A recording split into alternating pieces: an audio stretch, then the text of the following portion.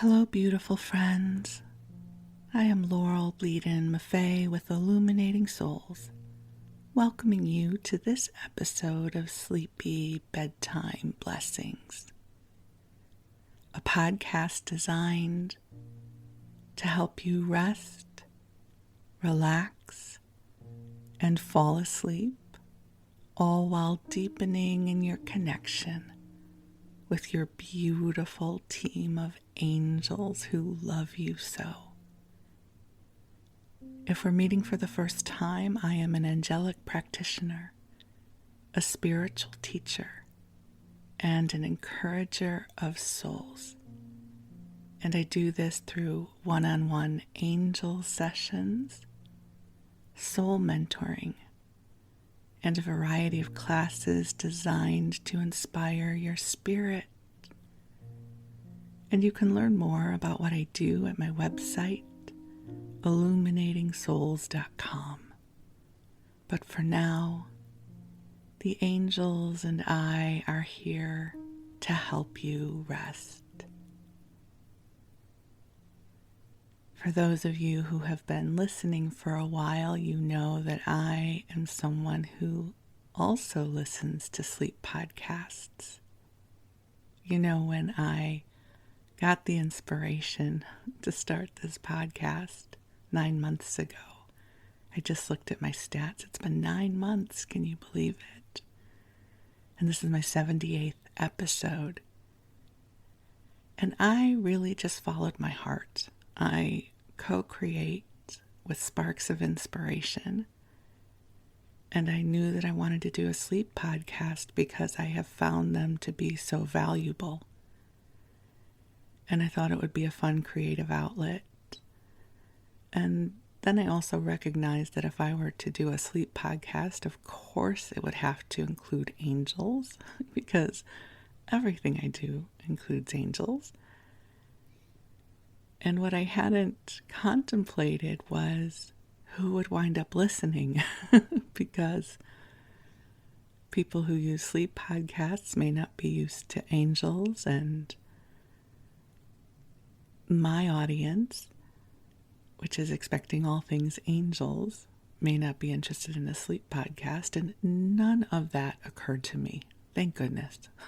I'm so glad that when I co-create, I really am very impractical because I just follow the lines of energy that delight me. And so I created the podcast I would want to listen to. And you know what is so cool? There are those of you that want to listen too. We have a small but mighty audience at this point. And it feels very intimate. And I am so appreciative of the opportunity to get to spend time with you. I find listening to podcasts to be a very intimate experience, especially sleep podcasts. I put in my earbuds and I pull the blankets over my head. I sleep like a turtle. I pull the blankets over my head with my earbuds in, and then someone's voice lulls me to sleep. It is the sweetest thing, and it is truly a blessing to get to show up and do this for you too. So I invite you to get comfortable and cozy in whatever way works best for you. Plump up your pillows just so. Pull the blanket up just as far as you want it to go. And let your body know it has permission to grow heavy and relax. And I invite you to take some nice deep breaths in and release. You have done enough for today. And you are worthy of a good expanse of rest. And the angels are already here, but I love the ritual of calling them in so that you know they are here as well. So I'm going to ask them to join us now. Beautiful angels on high, I ask that you join us here. And I ask that you infuse this broadcast with waves upon waves of love for each of our beloveds gathered here now.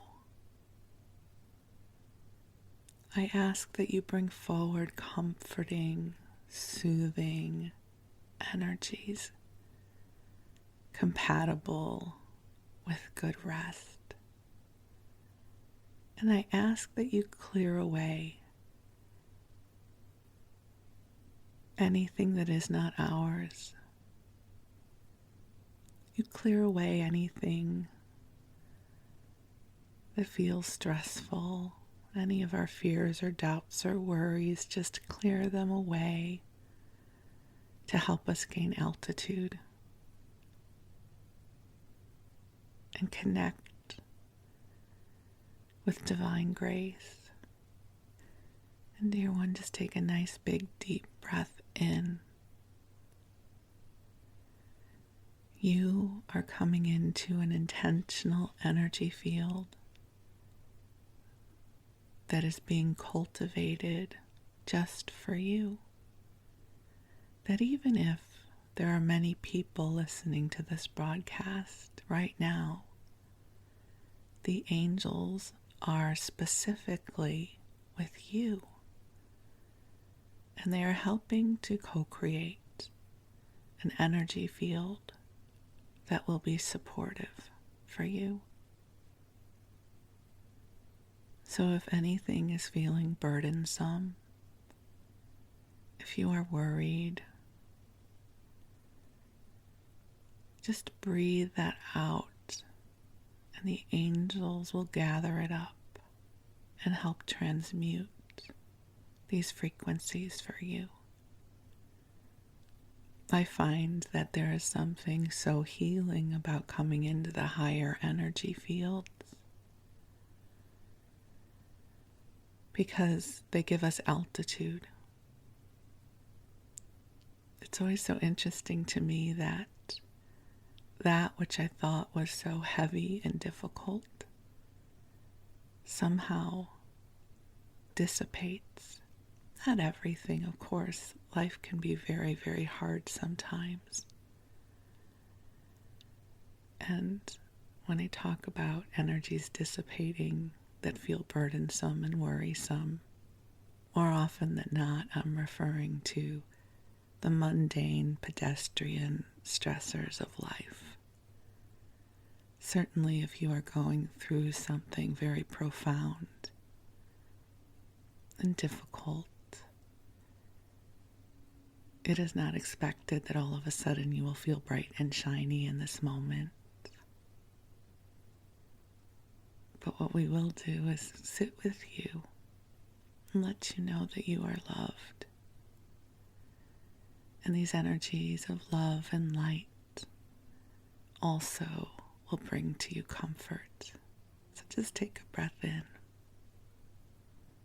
and release. I love to use the time right before sleep to ask the angels for help. I might ask them to help me acclimate to a more brighter sense of spirit, lightness of spirit, I love to call it. I might ask them to help me clear or heal something that's up for me. I love to ask them for sparks of inspiration. I'm not consciously strategic when it comes to my business. Those of you who've been with me for a long time will know this to be true. And an example would be, I have no idea, I mean a little bit of an idea, but I don't have my schedule worked out for September. I don't know what I'm going to be offering exactly. I once attended a wonderful social media training with a woman who I think is phenomenal at what she teaches, and I got a lot of value out of it. And one of the things she shared was that she plans her editorial calendar out a year in advance. And I gasped. I was like, oh my God, I can't imagine doing that. I don't know what I want to offer or write about next Thursday, much less a year from now. So I really love this way of co-creating with the angels. It allows me to connect with the energies that are swirling about, as well as my own energy. And then I have a sense on where to go. And so I feel confident that come September, which as I record this is about 2 weeks away, that I will know what I'm offering. I will know how I want to show up in the world. It's a very organic way of living. So it might be completely confounding and maddening for some people. But for me, it allows me to embrace the spontaneity of my spirit. I don't feel burdened or beholden to tomorrow. I get to be in this moment more fully. How many of you are old enough to remember the series The Flying Nun with Sally Field? This may have just been a show that was aired in the United States, so if you're listening abroad, you might not know about this show, but the show was about an order of nuns, and Sally Field was this young and enthusiastic nun, and the habit that they wore had these caps that had almost wings on them. They weren't really meant to be wings, but it was sort of an origami kind of cap. And the show's premise was that they were aerodynamic in a way that Sally Fields could fly with her nun's habit on. It was a crazy premise, but it worked because it was, the 60s or 70s, whenever it was, and we were easily entertained. And her character would wet her finger. She would put her finger in her mouth and wet her finger, and she would hold it up to the breeze to see which way the breeze was blowing. And then she would leap. Very iconic. And that's what I feel like my co-creation style is. It's the Flying Nun theory of life. You tune in to which way the breeze is blowing and where you are most aerodynamically inclined to succeed. And then you leap. A little bit of spiritual wisdom blended with iconic classic television, which is so typically me. My life is based upon TV shows, food, angels, and a little bit of fairy dust sprinkled in there. So I don't know that this strategy works well for anybody else, but it is how I live my life. I don't know how I got into this ramble here. I know we were talking about the angels helping us lift our energy fields up to help clear away, and then I was talking to you about how I love to use the time before I sleep to come into brighter frequencies, and now I have shared with you my secret sauce of the Flying Nun strategy for co-creation. It'll be our secret. I share it with you in confidence. Shh. Don't tell other people. because who knows what the world could become if we all made like the Flying Nun and followed the breezes of our knowingness and our authentic spirit. It could be utter chaos. Not that it's not already chaos, but it'll be our little secret. Oh my goodness. I'm sorry. I guess I must be a little punchy. I did not know this about myself in this moment until I started talking to you. Well, some giggles are so good before bedtime. It reminds me of slumber parties, or when someone would sleep over and we would just giggle over the silliest things because we were so tired. And when you're overtired and everything is funny, that's how I feel right now. I think everything is funny and absurd and awesome all at the same time. So I'm whispering to you from underneath the blanket fort.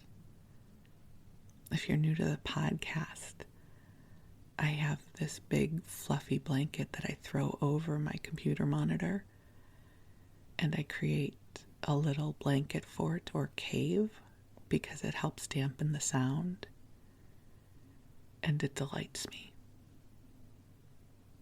So here we are. I'm in my blanket fort, and hopefully you're all cozied up, and the angels are here helping to lighten up your spirit, brighten up your light, and bring you lots and lots of love. Because in moments like this, I remember that this world is a beautiful place. And yes, I know the greater experience right now is feeling a lot like chaos and challenge, but there's also beautiful moments. There's hummingbirds that fly by and hover outside our windows. And here in the US, it's summer and we have stone fruit, which means peaches, and nectarines and melons, which aren't stone fruit. They are their own thing, but you get it. You get where I'm going. Like, this world is a beautiful place. The skies are blue. We get to have our fur babies who love us. We get to watch sunsets.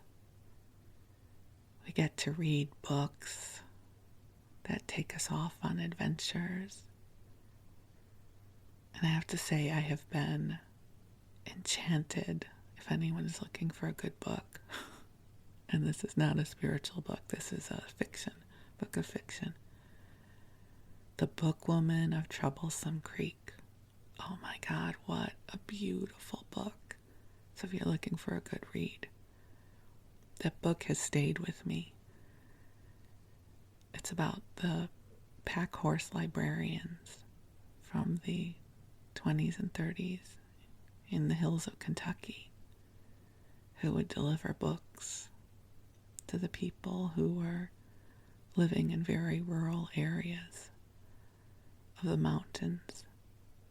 And it's just stayed with me in such a beautiful way. So here's the good book. See, the world is a beautiful place.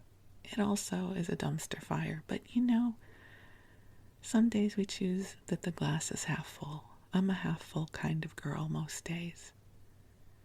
So here's to the beautiful world we live in. Here's to delicious nectarines. Here's to somehow picking out the perfect watermelon, which is not easy.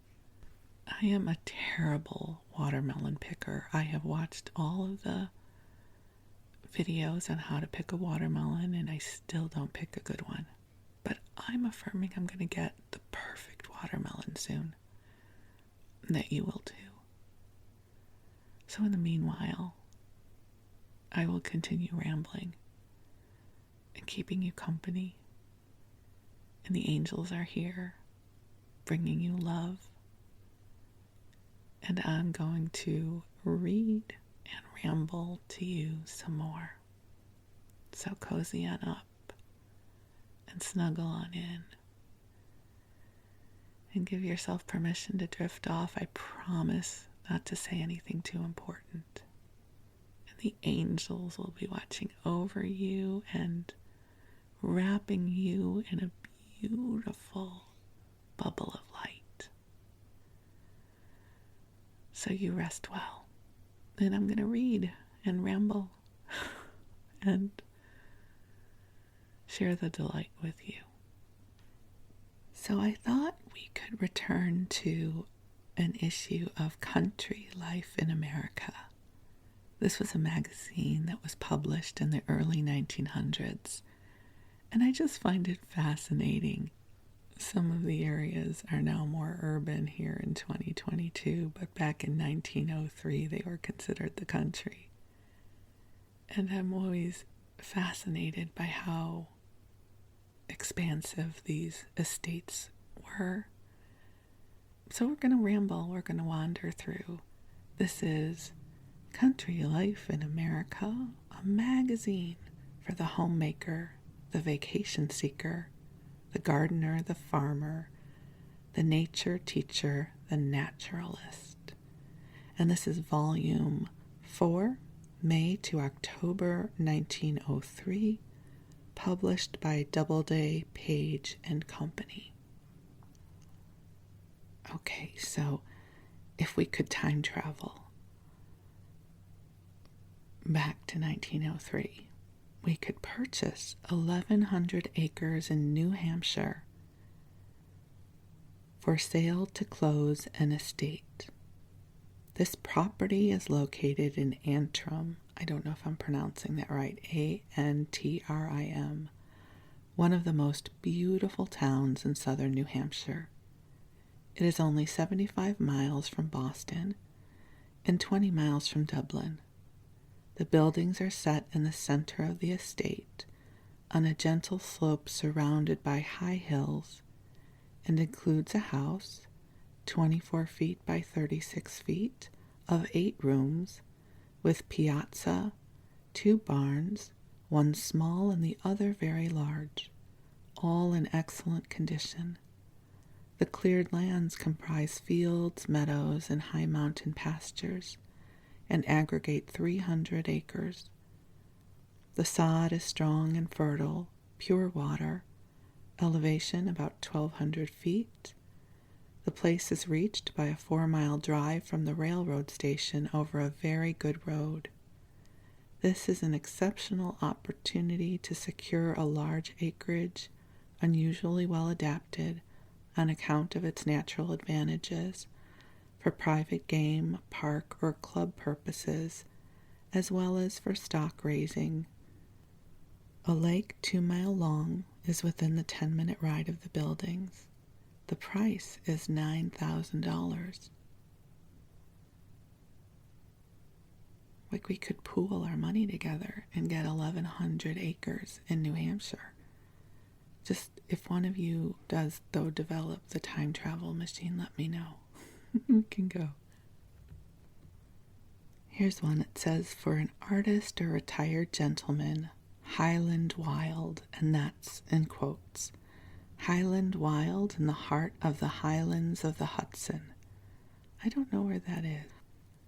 A massively built, old-style granite mansion situated in the center of grounds consisting of 26 acres sloping down to the Hudson River, between Peekskill and Highlands, having a river frontage of several hundred feet. The views up and down the river are unsurpassed, the one above being taken of a part of the grounds in front of the house. Title guaranteed. Price $12,000. Might consider taking other useful property in part payment. That sounds lovely. Here's a southern estate, 600 acres, 1 mile from county seat, 30-room house, modern improvements, spring water at all buildings, fine shade tree, 10 acres of lawn, manager's house, 8 rooms, a stable, up-to-date cattle barn with basement, storage barn, tenements, wagon and tool sheds, soil red and gray loams, I guess, LOAMS, clay subsoil, high state of cultivation, 100 acres and small grains, same in corn, 10 small grazing lots with running water, pasture, and 8 shifts average, 30 acres each. And the location is Piedmont foothills, 140 miles west from Norfolk, 14 hours all rail to New York. And it's going to be $75 an acre. So we can get a small farm if we would like to go. Okay, and then there is an ad for agate nickel steelware. And this is the headline. This is in a large font. So it's the first thing you see. It says no poison. And I don't know what that says about what they're selling, but that's the headline. No poison. And then in little letters it says, has ever been found in the enamel of agate nickel steelware. So it's for kitchen utensils. And I just think it's, in terms of a copywriter, that has to be your headline. No poison. Oh, good. That's a relief. I don't know what was happening in that time in terms of enamel that people were cooking in, but apparently that was an issue. There is an ad at Yale University for a summer school of forestry. So if you'd like to learn to be a forester, I don't know, would you be a forester at that point? There is the Bordentown Military Institute. Every influence tends to lead a boy to form habits of right living, which shall be the foundation of an upright and noble manhood. Every boy is urged to aim at a definite goal and to work hard for success. 3 courses are offered: scientific, classical, English, college preparatory. So that's the Bordentown Military Institute. Oh, I'm so glad that I never had to go to something like that. I would not have flourished. Okay, and now we come to an article, which was one of the reasons I picked this issue, because I thought it might be fun to read together, or interesting at least. It's A Camping Vacation: How 3 Women Camped for a Month at a Cost of Less than $11 for each person, by Catherine Chandler. I just thought this would be fun to read together. And I should also tell you, I am not a camper person. I am a fluffy bed hotel person, which, if you know me, will be no surprise to you. But we can at least travel with these lovely women to hear how their trip went. So here we go. When we had once decided that Yosemite was to be our summer relaxation, we began investigating to find which method of visiting the valley could squeeze the greatest number of days out of our ill-stored wallets. We learned that the lowest rate at the hotel was $3 a day. This, in addition to the traveling expenses, meant too short a stay for us to attempt the trip. A 10 days excursion to a camp hotel was advertised with the entire cost $48 a person, but it would give us only 7 days in the valley, and we all agreed that we wanted more. If we could drive, we could get a team and camp en route, and while there, and we were assured that this method would give us a month in Yosemite with a total expense of $25 each. Unfortunately, none of us knew anything about horses, and so this way could not be considered. So again, this was the time before cars were readily available, so when they say drive, I think they meant getting horses. I guess. Okay, we'll keep going though. Pursuing the subject of camping, we learned that we could rent tents and furnishings from the storekeeper in the valley and buy provisions there on so reasonable terms that we could easily remain a whole month. We had never camped before, but we welcomed the opportunity to learn how. Our inquiry to the storekeeper brought forth the estimate that the three of us could get a tent, furnishings, and provisions for a total of $10 per week. We immediately engaged one tent, 3 cots, and household paraphernalia to be ready on our arrival. This was fortunate, as the supply of tents is not equal to the demand for them. We brought our tickets and over one line, paying an extra charge for return by a different route. On all the roads, each person's baggage is limited to 50 pounds, so we planned carefully to carry only what we would need.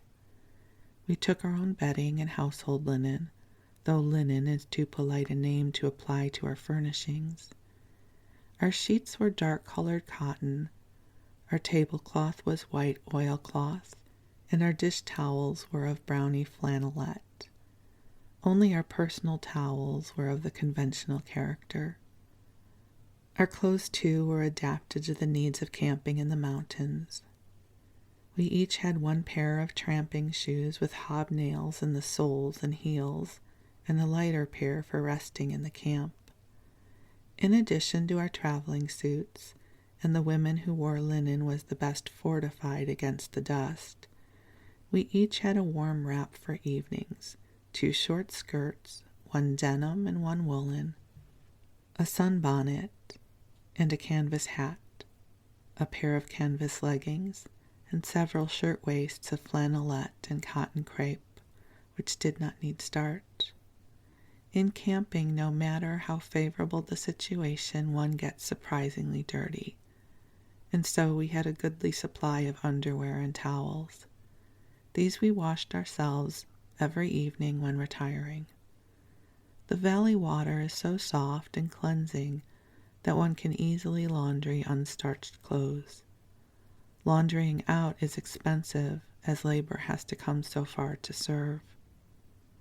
When we reached the valley, our tent was ready, pitched beneath Glacier Point, facing the beautiful half-dome. 2 cots were placed in it. The third, for the woman who loved the stars, was installed under an oaken filigree. The kitchen and dining room were in a group of young pines. We had thought 1 tent would be sufficient, but when the intermittent showers of the first 2 days evolved into a genuine mountain storm on the 3rd, we decided to rent a smaller tent to keep the salt and sugar intact. This was afterwards found to be unnecessary, as no other shower occurred during the month.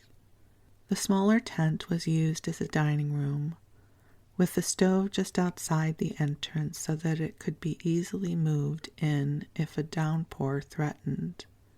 The table was in the center, and the camp chairs were brought in at meal times. Some empty boxes were fashioned into 2 cupboards in the back of the dining room.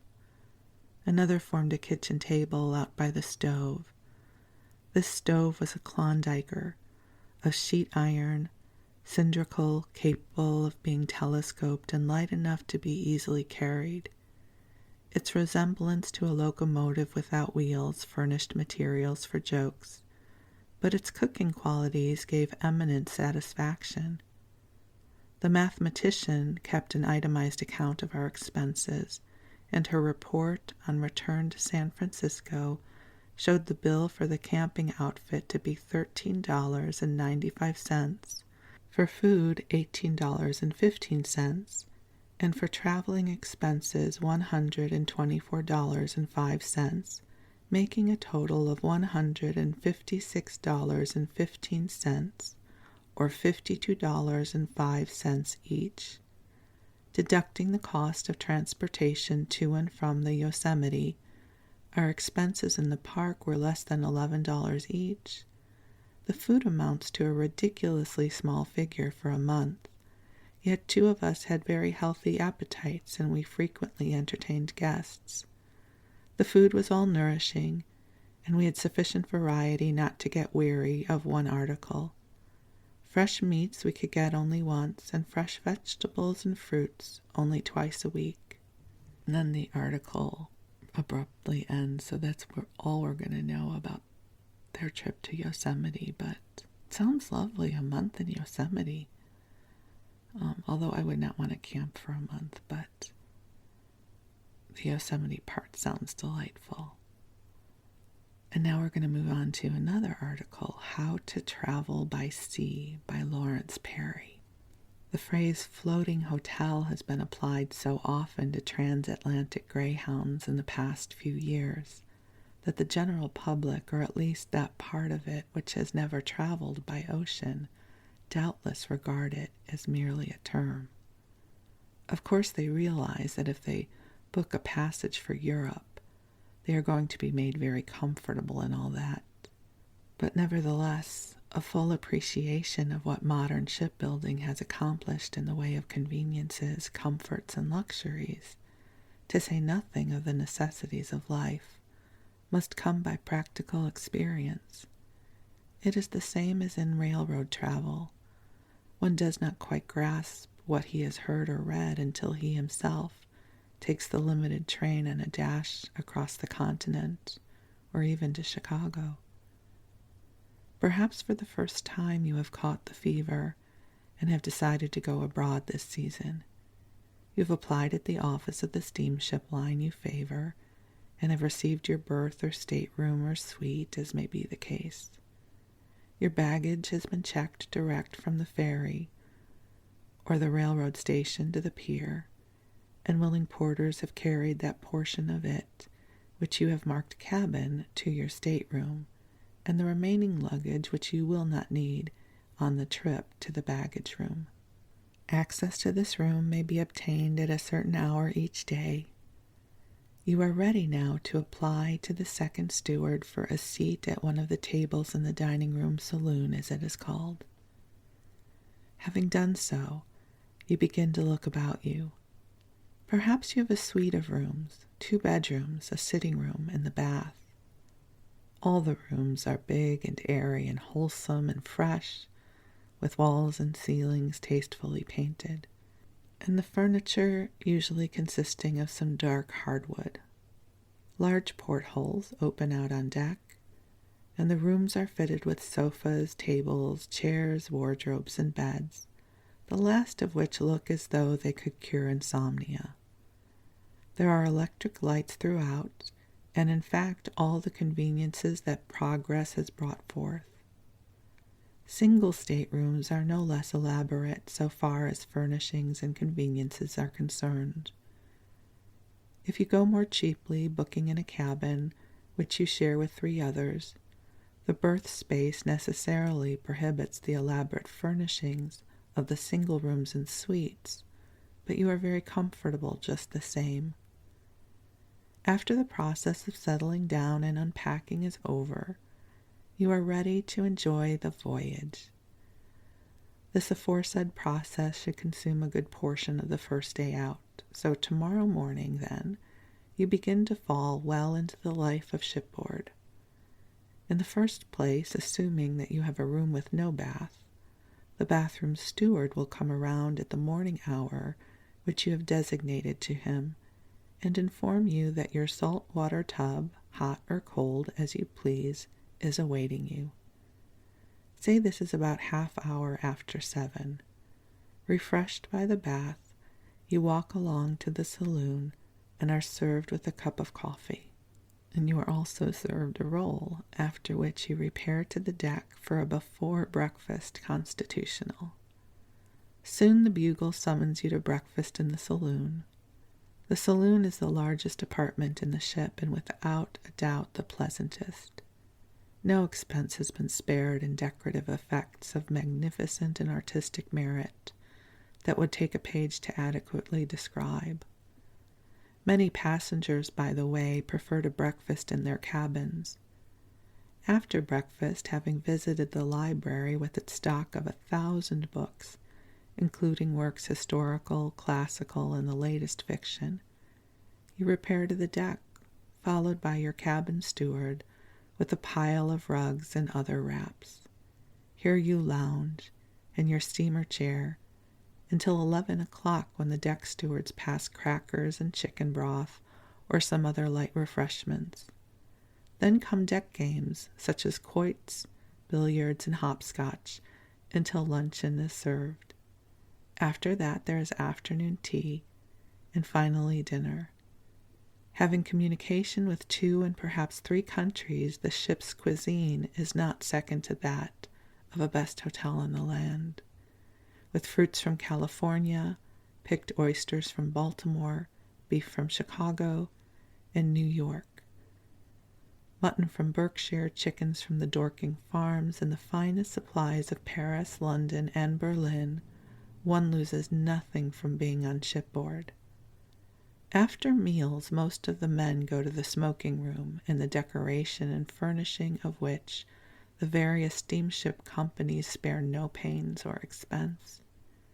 There are fine paintings on the walls, groups of cozy seats and tables where a little game sometimes assumes very large proportions, perfect ventilation, chess tables and checkerboards, a very excellent, albeit hidden bar, and a line of smokers' materials that would fit out a small tobacco store.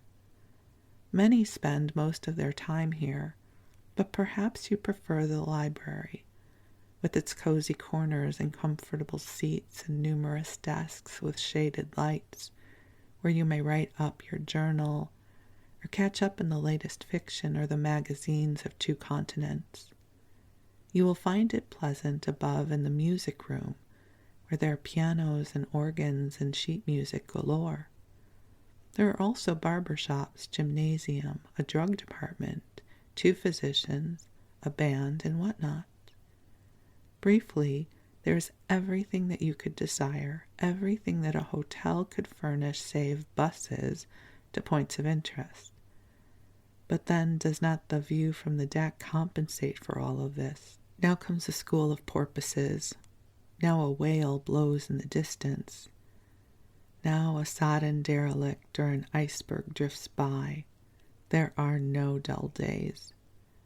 Second cabin accommodations in their way are as complete and perfect as those of the first saloon. Things are on a cheaper scale, that is all. There are the saloon and the music room, the library and smoking room. Smaller and less ornate than those of the first cabin, it is true, yet essentially comfortable and pleasant. The stewards are attendant, obliging, the staterooms large and well furnished, and the provisions as best that can be brought. A portion of the upper deck is also allotted to the second saloon. Everything is as good as it is in the first cabin, only simpler. The superfluities are left out. Now, how much will it cost to make the trip abroad, you may ask? Well, here are some figures, which perhaps will serve as a basis for reckoning.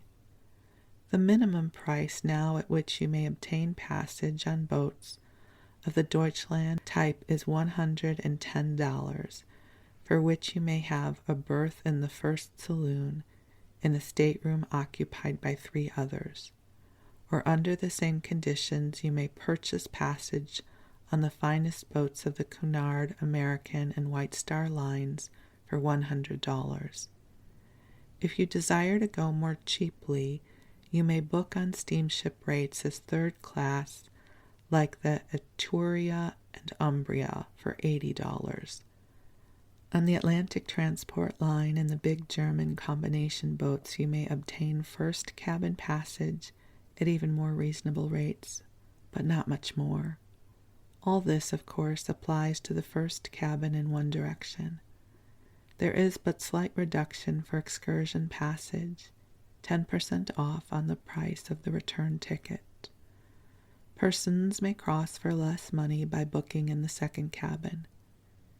In any other season but the present one, rather a mixed crowd travels in the department, but now you are sure to meet very congenial and agreeable lists of passengers there.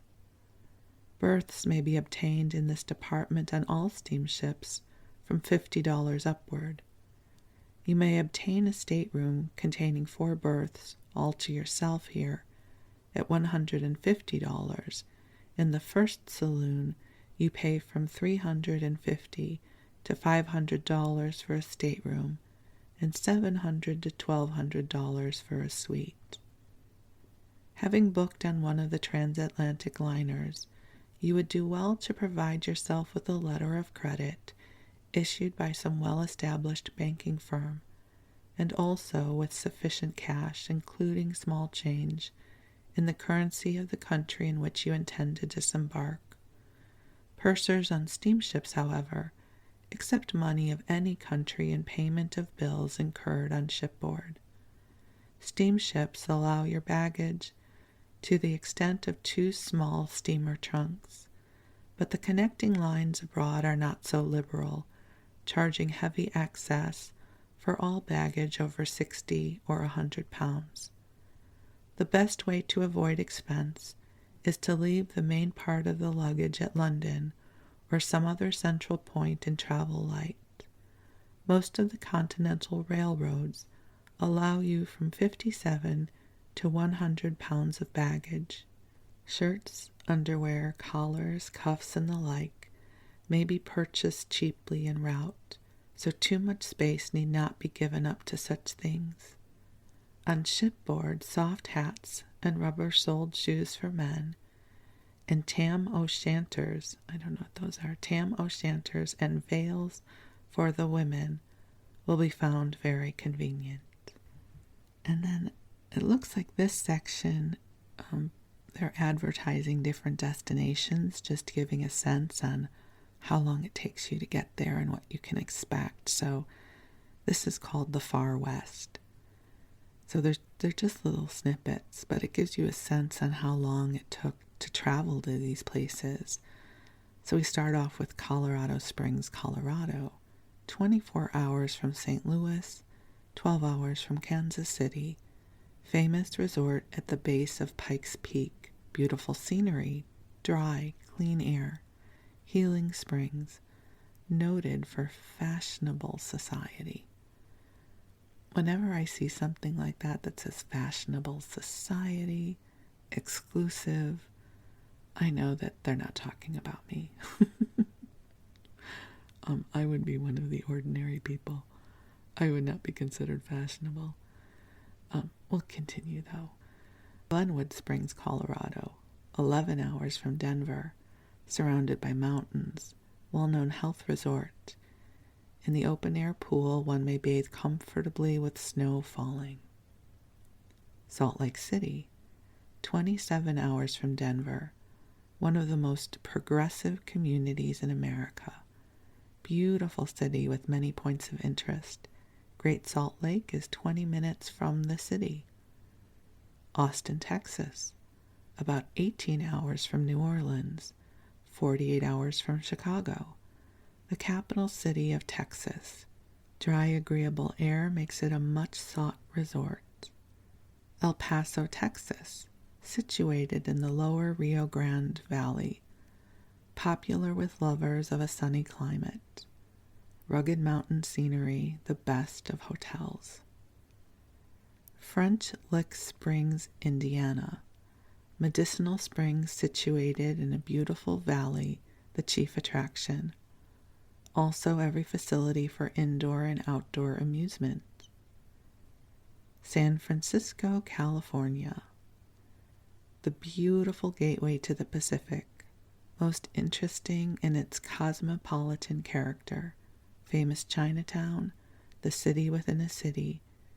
It is a treasure house of the picturesque. Mount Tamalpais, California, 10 miles from San Francisco, overlooking the city and affording a wonderful view of the Golden Gate and surrounding valleys and mountains. Monterey, California, a paradise of flowers and sunshine, a justly popular resort attracting visitors from all over the world. Fine hotels. Santa Cruz, California, north side of the Bay of Monterey, all the advantages offered by the California shore. Nearby is a grove of the wonderful big trees. They're talking about the sequoias, one of the sights of California. The Yosemite, California. State parks enclosed in perpendicular walls 2,000 to 3,000 feet high. Level valley covered with vegetation. Grand beauty of the valley and falls make it a long-to-be-remembered sight. Mariposa Grove and Calaveras Grove, California. Here are the big trees, the famous redwoods of California. Like pillars in a mighty cathedral they stand. Their age is from 1,500 to 2,000 years, and some are 125 feet in circumference. Los Angeles, California. A very beautiful city with handsome hotels and residences. The whole city is a very garden of bloom, social and commercial center of Southern California. Pasadena, California, a suburb of Los Angeles, a famous resort of Eastern families. Redondo Beach and Santa Monica, California, two popular beaches near Los Angeles, splendid hotels, excellent bathing. Santa Catalina Island, California, 30 miles off the coast, delightful, invigorating air. First-class hotel, many visitors, bathing, yachting, and fishing. And it keeps going. It also includes Santa Barbara, San Diego, Coronado, and Hawaii. I just think that's interesting as they are talking about the different places you might want to travel and how they describe them.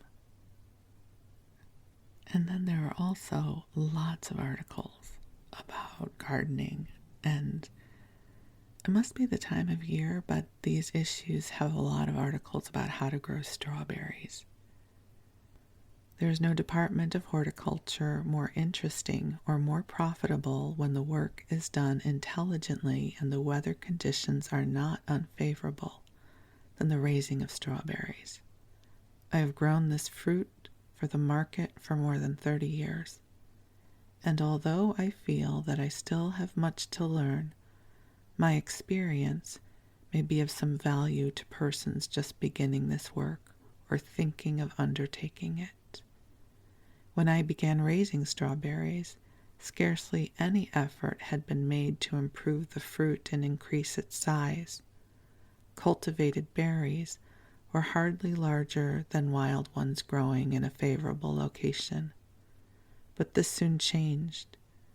The first step in the process of evolution which has produced the modern strawberry was the introduction of the Wilson, which was hailed as a great improvement over all other varieties.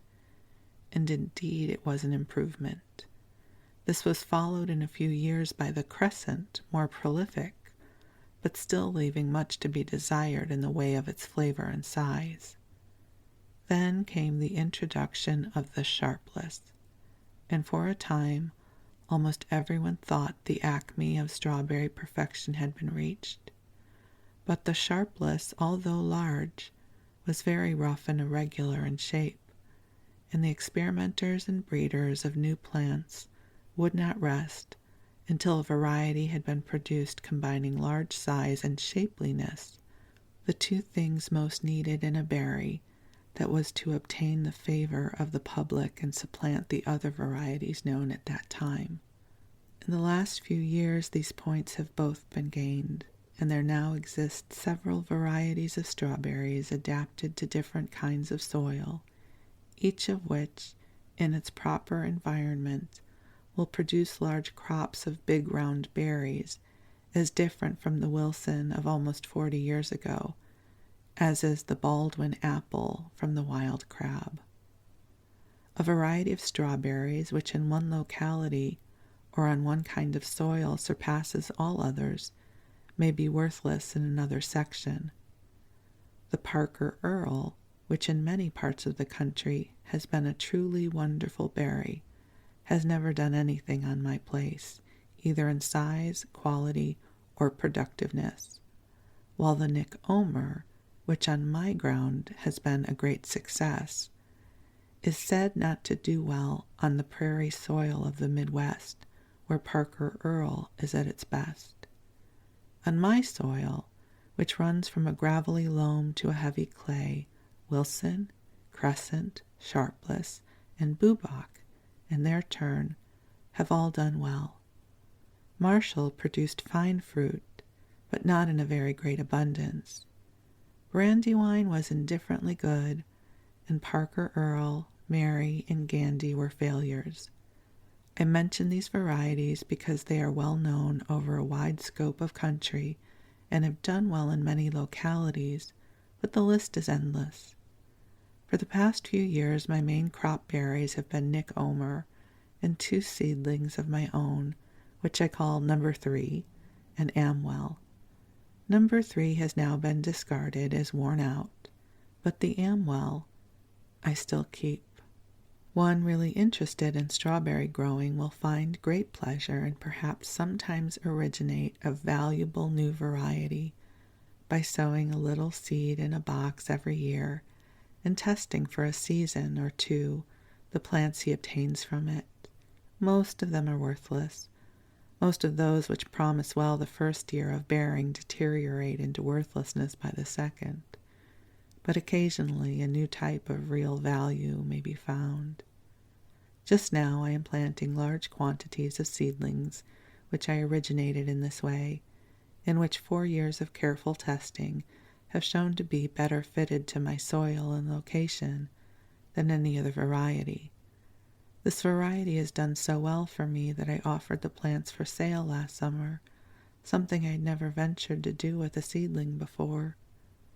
I fruit every year from 2 to 3 acres of strawberries. The cost of planting and caring for an acre for 1 year is about $105 or $110. A considerable part of this expense with me arises from fighting the chickweed, which blossoms and goes to seed in an incredibly short time and must be fought during 8 months of the year. In localities not infested with this or any other very foul weed, the expenditure would be considerably lessened.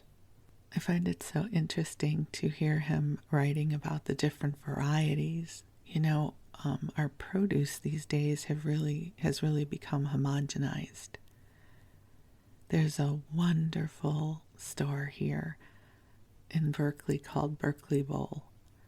And Berkeley Bowl has an immense variety of produce. So whatever's in season, they might have 10 varieties of it. So pluots, 10 different kinds. 10 different kinds of nectarines. 10 different kinds of apples. And I have really discovered some delicious varieties of fruit that I wasn't aware of before. And so here's to all of our farmers and all of those who tend to heirloom varieties and those who help our palates experience delightfulness in the flavors we get to consume. So that was our rambling through the 1903 volume for A Country Life. I hope you enjoyed it. I hope you're asleep.